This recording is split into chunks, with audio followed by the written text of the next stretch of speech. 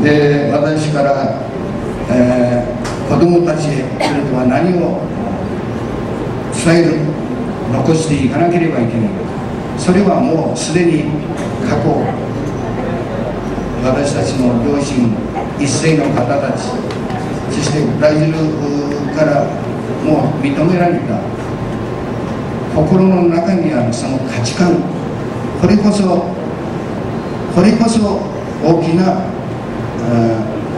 遺産だと思うんです。その遺産を次の世代に伝承していく、その託された事業、これが私たちに課されたその一大事業であるというふうに私は受け止めて、これからも精進努力していかなければいけないと、子どもたちと共にそういうその日本の素晴らしい文化、その価値観、人間を大事にする、生きているのではなく生かされている、そういう気持ち、そういうものを子どもたちに、伝えていきたいと思っております。私はその西郷隆盛のですね、子孫のために美田を交わすという言葉をまた再度かみしめてですね、どういう意味があったのだろうか、子孫のために美田を交わす、心の遺産を次に継承続けていくことこそ本当の意味での遺産ではないかというふうに、考えております。こういうわけでですね、私のテーマ「父母から私へ、私から子どもたちに何を残すべきか」ということを、簡単に、お話しさせていただきましたけれども、時間の都合上ですね、これ以上できませんので、これで終了させていただきます。ちょっとポルトガル語でですね、ポルトガルでbem resumidamenteやってみたい。Bom dia a todos. Hoje gostaria, antes de mais nada, apresentar minha congratulação em relação a realização do 52º Congresso Sul-Americano das Senhoras Budistas. Hoje nós estamos vendo aqui tanta gente. Fiquei bastante impressionado com as pessoas que ficam lá fora, mais do que essa quantidade aqui, significando que é um evento muito importante. E nesse evento eu fico muito agradecido de ter sido convidado para conversar com as senhoras, para poder falar um pouquinho sobre esse tema, encontro com o budismo, o que eu recebi dos meus pais e o que eu quero deixar para os meus filhos como legado. Inicialmente eu estava falando, para não ser redundante, eu acho que uma boa parte entende o japonês, né? Então acho que seria até meio cansativo e redundante, mesmo falando em português. Mas eu gostaria só alguns tópicos. Por exemplo, eu nasci em São Paulo e fui educado e foi criado dentro de uma família que prezava e preza bastante o budismo. Então, desde criança, eu convivi com essa prática do ensinamento do budismo dentro da família.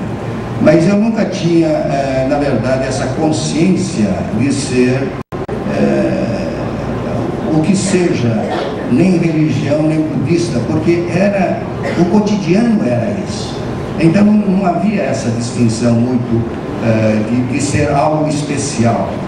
Então a vida em si já era essa prática. Mas eu tive uma experiência interessante quando eu fui, se não me engano, era segundo ou terceiro ano do primário, hoje é curso básico, né? Curso fundamental. E tinha aula de religião uma ou duas vezes ao mês, se não me engano. E quando tinha essa aula de religião, a professora convidava que os que não fossem católico que retirasse da sala. E a gente ficava lá fora esperando por quase uma hora, brincando, conversando e tal, mas eu tive dúvida, por que essa discriminação, entre aspas, né? Por que eu não posso assistir igualzinho aos outros, né? Aula de religião? E aí eu falei para meu pai, e meu pai falou, não, vamos conversar com a diretora, e conversou com a diretora e conseguiu. A diretora foi muito boazinha, falou, não, se os senhores conhecem algum monge budista, a gente abre uma sala e pode assistir, sim. E aí meu pai foi para o Hongais e Soichiro Sensei falou, não, vamos fazer isso. E aconteceu, esse foi o primeiro encontro, vamos falar, oficial, fora do ambiente familiar. E isso, então, foi uma reflexão de começar a pensar sobre o budismo mesmo. Porque em casa não havia necessidade de ficar pensando no budismo, era pensar na vida, porque estava dentro do contexto do cotidiano. Então, no ambiente externo, na sociedade, então foi essa primeira experiência de eu indagar certas coisas, o que é a diferença entre cristianismo e o budismo, né? E o que eu lembro também, meu pai e meus pais sempre falavam de ser sunao. Como eu falei em japonês, ser sunao. Eu não sei, professor, sunao, como que poderia traduzir? Eu fiquei vendo, né? Tem franco, ser honesto, ser assim, gentil, tudo isso é ser sunao. Mas uma coisa que eu achei que se enquadraria, está escrito pureza de espírito, é ser autêntico, ser o que é, né? Pureza de espírito. Então, meus pais sempre insistiam que que a criança seja como criança deva ser, e o adulto tenha essa postura de adulto. Então, e aí meu pai citava a palavra de um poeta, Nikida Dopo, que falava mais ou menos assim, algo parecido de: a pedra preciosa, a joia, é sempre joia, é sempre joia. O barro é sempre barro, não é pedra preciosa. Mas se é barro, se conforte, se conscientize que é barro. O barro se tornará pedra preciosa. Esse é mais ou menos o que o liquidador falava, e meu pai sempre gostava. Em vez de falar na escola, ou sunao de arena, então citava esse exemplo, dizendo: olha, cada um se esforçando dentro daquilo já é o máximo. Esse é o significado da nossa vida. E citava esse exemplo, né? Agora, a vida dos imigrantes e o ônibus, qual a relação? Só tem relação, porque a vida dos imigrantes, a maioria absoluta dos imigrantes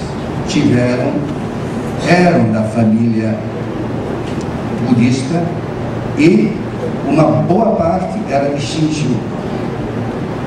Shinran Shonin foi a base da educação.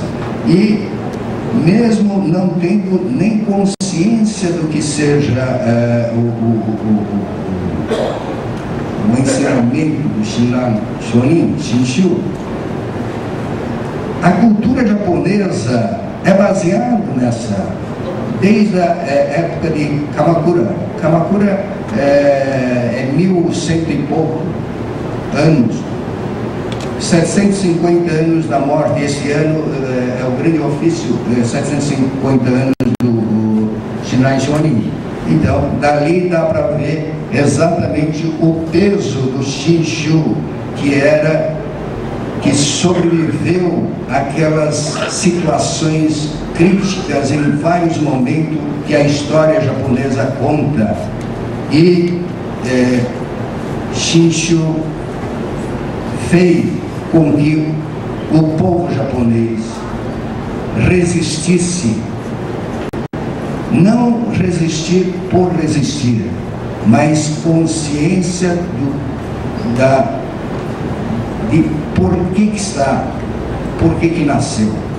Então Shinshu é exatamente, Shinran Shonin fez com que a pessoa despertasse, mesmo na situação mais crítica, procurar entender a razão de ser da existência.